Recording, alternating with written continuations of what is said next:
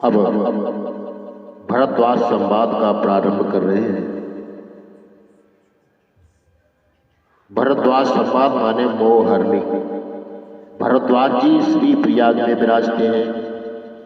भरद्वाज मुनि बसहि प्रयागा, तिनहि राम पद अति अनुरागा।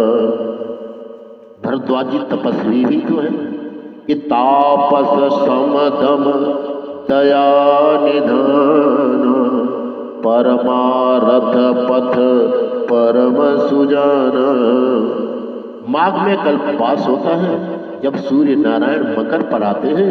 यहाँ गोस्वामी जी संहिता कर रहे हैं कि वक्ता को इतना स्वतंत्र नहीं होना चाहिए जो वैदिक मर्यादा का ही उल्लंघन कर बैठे। कहते हैं कि देखिए कि वक्ता को क्या क्या कहना चाहिए, इसकी एक आचार संहिता है कि ब्रह्मनुरूपण धर्म विधि बर नहीं तत्व विभाग, कहीं भगत भगवंत के संयुत ज्ञान विराग।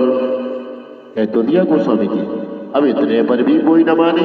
यदि भीड़ जुटाना ही वक्ता का लक्ष्य बन जाए तो ठीक है, उसे हम वक्ता नहीं वक्ता कहेंगे। गोस्वामी जी ने इस एक दोहे में संपूर्ण वैदिक भारतीय संस्कृति की व्याख्या कर डाली। वैदिक संस्कृति क्या है, किन किन विषयों पर चर्चा की जा सकती है। ब्रह्म निरूपण, ब्रह्म का निरूपण होना चाहिए। वो अपने अपने संप्रदाय के अनुसार वक्ता करें। अद्वैत विशिष्टाद्वैत, विशिष्टाद्वैत, द्वैत अद्वैताद्वैत, अचिंत्य भेदा भेद आदि। अब कौन कर रहा है?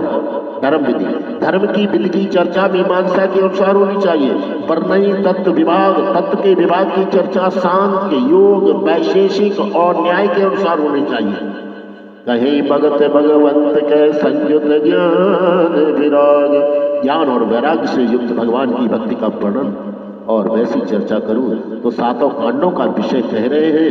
बालकांड, ब्रह्म निरूपण, अयोध्या कांड, धर्म विधि मीमांसा, आरण्य कांड, सांख्य योग, किष्किंधा कांड योग और सुंदर कांड वैशेषिक योग, और युद्ध कांड व लंका कांड न्याय, उत्तर कांड ज्ञान वैराग्य सहित भगवान की भक्ति। यह है व्याख्या। अब तो नए नए बाल व्यास बन गए हैं। अनुचित नहीं मानना चाहिए, पर ऐसे ऐसे लड़के कथा कहते हैं जो स्वयं रामायण कभी पढ़े ही नहीं है, जिनको रामा रामौ रामा पूरा शब्द रूप भी नहीं आता होगा। सोचिए, अरे क्या बाल व्यास!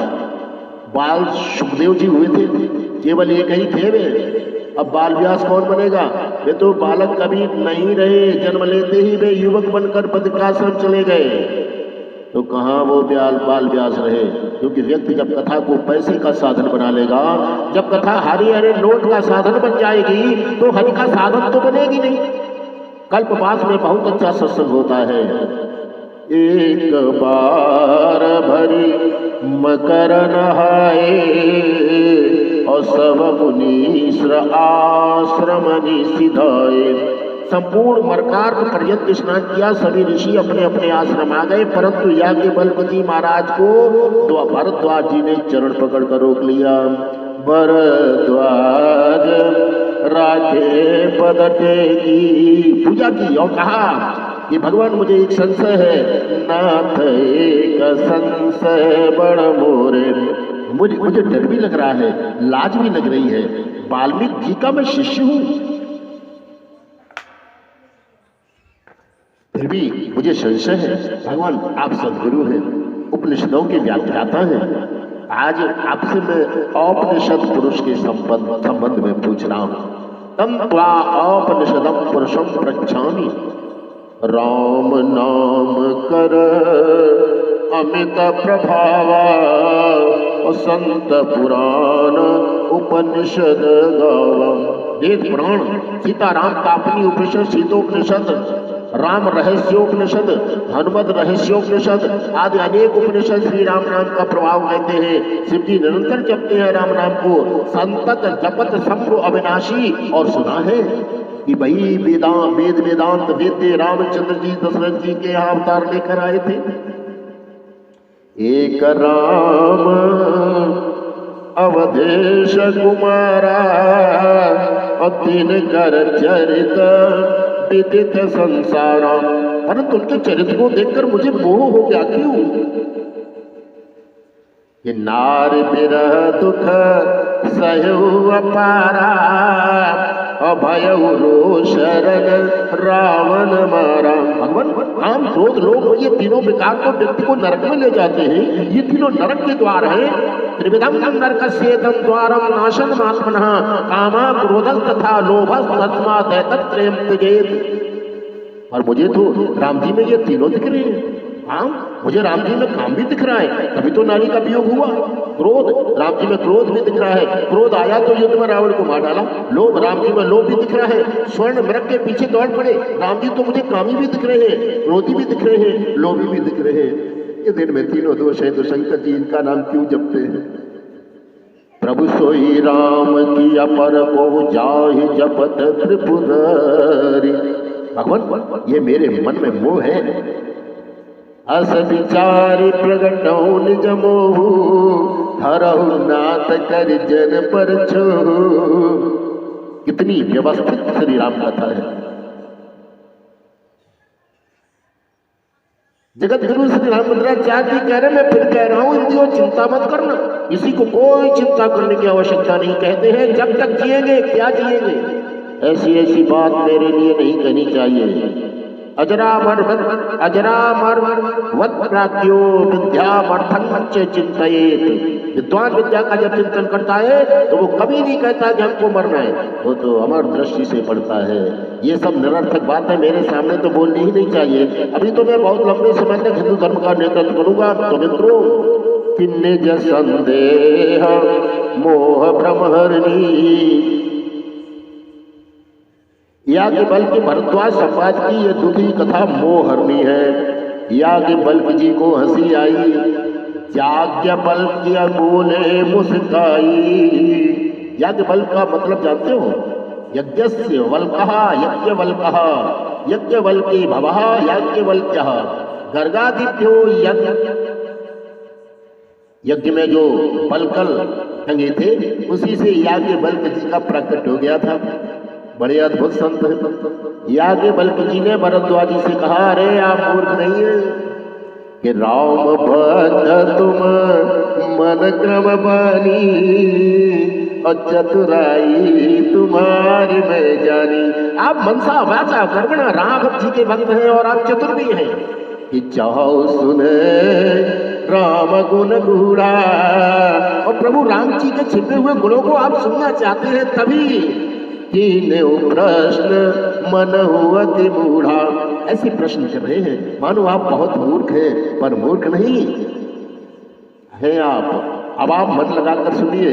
इतना सुनो सादर मन लाई, कहूँ राम के कथा सुहाई।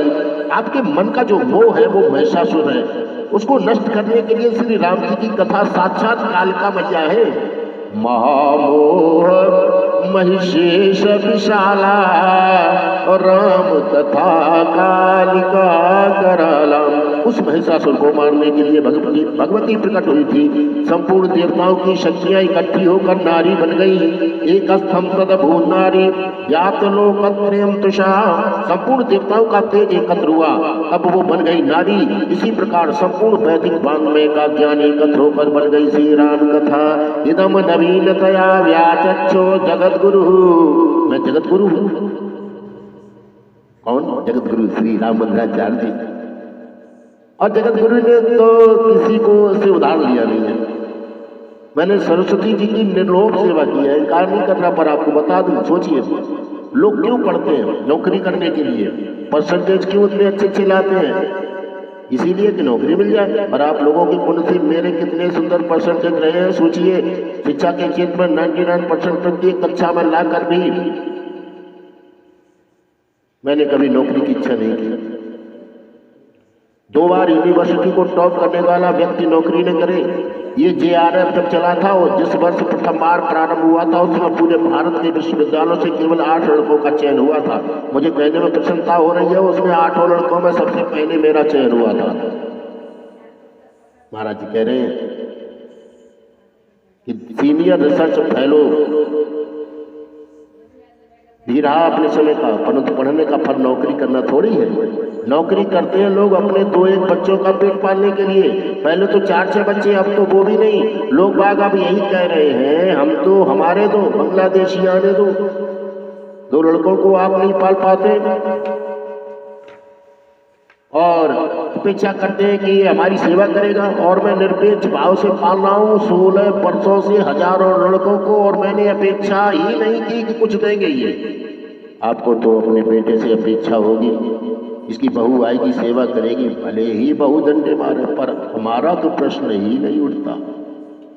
इतने बच्चों को हमने रिसर्च कराई, पर किसी रिसर्च स्कॉलर से 1 फूट पानी तक नहीं पिया। ये मेरा रिकॉर्ड है अपना। मित्रों, मैं ये निवेदन करने जा रहा हूं कि श्री राम कथा का क्या व्यक्तित्व है। महामोह महशेष विशाला राम कथा काल का तरला। जब तक श्री राम कथा को हम साधन मानते रहेंगे, तब तक हमारा कल्याण नहीं हो सकता। श्री राम कथा साधन नहीं है, ये तो हमारे सत्कर्मों का फल है। श्री मद भागवत में मैं आपको ले चल रहा हूं, जहाँ नारद जी वेद व्यास जी से कहते हैं, अरे महाराज वेद व्यास जी, इदम ही पुंसस् तपसः सुतस्य वा सुष्टस्य सूक्तस्य च बुद्धि तद्दत्तयोः अभिच्युतोऽर्थः अभिभिर्निरूपितो यदुक्तम श्लोक गुणानुवर्णनम्। कहते हैं पुंसः तपसा सुतस्य सृष्टस्य सूक्तस्य बुद्धि दत्तयोः इदमेव फलम कविभिः उत्तम श्लोक गुणानुवर्णनम अविच्युतोऽर्थः निरूपितः। महापुरुषों ने संपूर्ण सत्कर्मों का यही एकमात्र फल बताया है कि भगवान के गुण गणों का अनुकूलता से हम वर्णन करते रहे। आपने मुझे देखा होगा जिस समय मैं तिलक करके कोई बहुत मेकअप तो करता नहीं, आजकल तो बकता बहुत मेकअप करते हैं। भले ही भगवान उनका चेहरा गोबर गणेश जैसे बनाए हो, भले चेहरे पर 11:15 बज रहे हो इनके, लेकिन मेकअप पूरा करेंगे। एक बार किसी वक्ता के उद्घाटन में मुझे जाना था, तो मैं तो तैयार था, वो वक्ता तैयार ही नहीं। मैंने कहा कहाँ है? बोले गुरुजी अभी मेकअप कर रहे हैं, अब आएंगे धीरे धीरे। अरे पगले, इस मेकअप से कोई लाभ नहीं होने वाला। श्री राम कथा के लिए आध्यात्मिक मेकअप आपकी आवश्यकता होगी। केयूराणि न भूषन्ति पुरुषं हारा न चंद्रोज्ज्वला न स्नानं न विलेपनं न कुसुमं नालंकृता मूर्धजा वाण्येका समलंकरोति पुरुषं या संस्कृता धार्यते चीयन्ते खलु भूषणानि सततं वागभूषणं भूषणम्। सुंदर हाथ व्यक्ति को सुशोभित नहीं करते, ये पुरुषों को सुशोभित नहीं करते, महिलाओं को करते हैं। ये बहनों के लिए श्रृंगार है, तुम्हारे लिए नहीं। विलेपन नहीं, पुष्प नहीं, अलंकृत बाल नहीं, तो व्यक्ति को सुशोभित कौन करता है?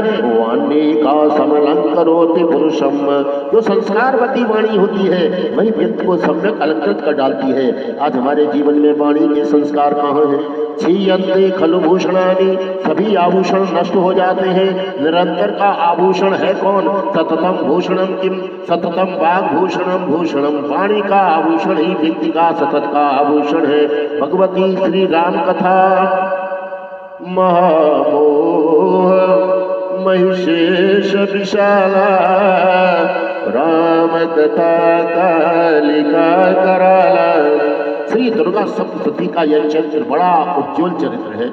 इसे मध्यम चरित्र भी कहते हैं, और मध्यम चरित्र का पाठ अलग से किया भी जाता है। भगवती जी महिषासुर को मार रही है। गर्ज गर्ज क्षणम मूढ़म मधु यावत् पिबाम्यहम् मया कोई हतित्रैव गर्जन्त्यास्तु देवताः। और जब भगवती जी ने महिषासुर को मार दिया, शक्रादयः सुरगणा नीते वीर्ये तस्मिन् दुरात्मनि सुरारि बले च देव्या ताम तुष्टुभुः प्रणति नम्र शिरोधराशा वाग्भि प्रहर्ष पुलकोद्गम चारुदेह। सब भगवती जी की स्तुति करते हैं। तो यह मोहदलिनी स्तुति कथा संपन्न होती है।